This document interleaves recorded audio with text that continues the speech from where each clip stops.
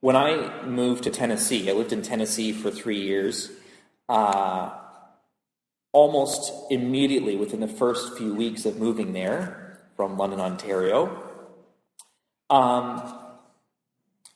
the history of that place was almost palpable. There's a lot of things that happened in Tennessee. There was a lot of Civil War battles in Tennessee.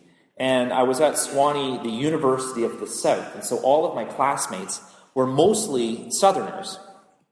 And I started to love Southern history, but very quickly I could tell there were some things, some shadows, some things going on. And you could tell that the specter of institutional slavery just sort of flowed and oozed and mainly hid behind corners and hid in the shadows, but it affected everything that was going on. The United States then and now is a deeply, deeply polarized country.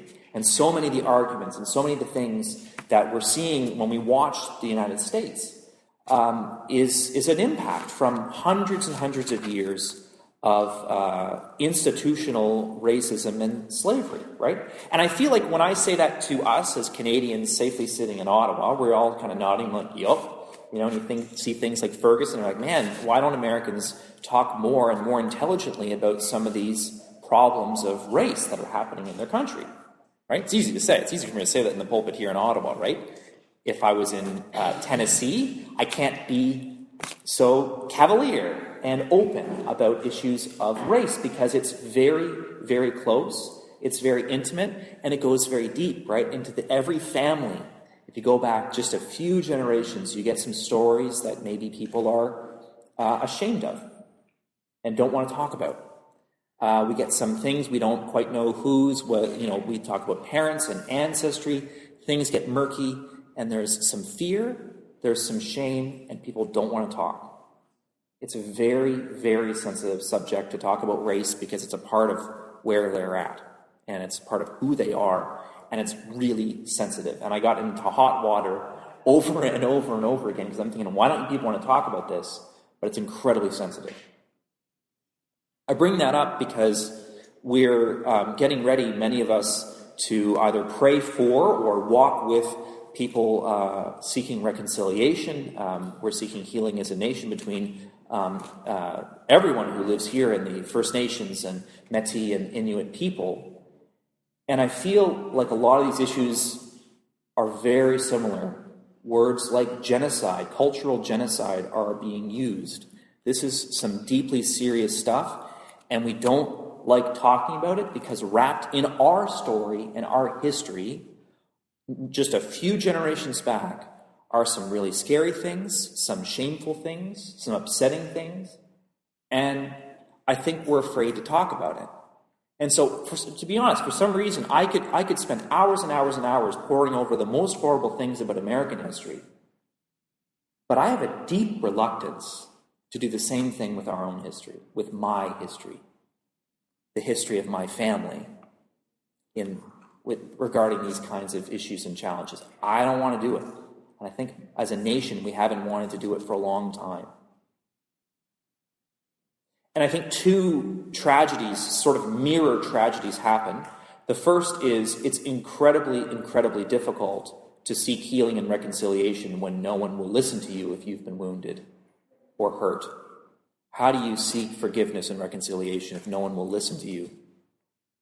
How do we even start if the stories won't be heard and told because they're too upsetting or too frightening, or maybe there's some guilt and shame in there? So that's the first thing, this huge report.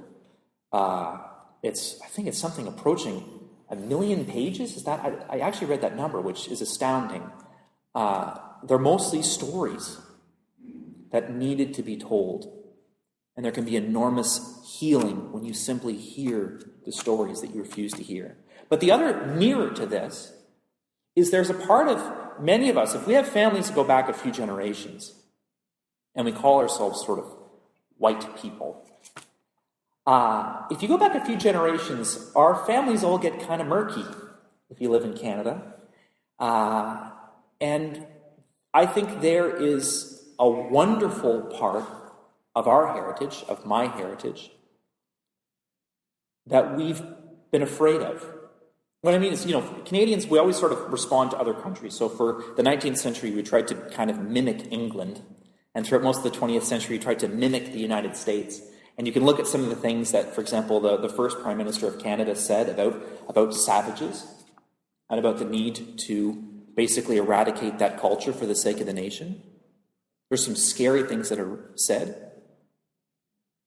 But at the same time, we as a nation have an incredible shared heritage of a nation that innovated building an entire nation around canoes and kayaks, that learned to survive in a very hostile environment by everyone who moved to this country embracing shared values. The idea of drawing a circle wider is a part of what makes the Anglican Church unique in the Anglican Communion. More than perhaps any other church in the Anglican Communion, we're adept at welcoming diversity. Sometimes completely disparate viewpoints and theologies can coexist together peacefully, because that's what we learned to do when the first European settlers moved here, to a continent with 100,000 languages being spoken before the first Europeans set foot on this continent. There was an incredible diversity of languages and cultures that lived right next to one another. And a very open culture was created to prevent conflict. Right? When you have that many languages and that many ideas, you have to find a way to draw the circle larger to include new ideas and new cultures.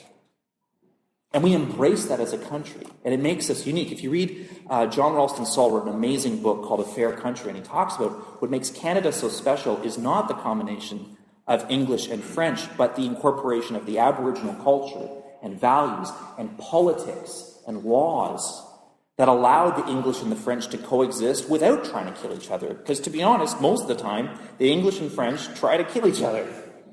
But in this country, they found a way to coexist through the politics and ideas and ethics of the Aboriginal culture and philosophy. It's what makes Canada, and it makes our Anglican Church special and unique. It's a part of our history. And when we don't listen to these stories, we actually shut off a part of who we are, our shared heritage together. We all lose something. We all miss out on a part of our history. It's an enormous opportunity not just to invite healing and reconciliation, but to learn something about who we are, who our families are, what our past is. It's an opportunity for all of us to heal and reconcile ourselves with our collective history, to know who we are as a people and as a church. It's a great gift to seek reconciliation.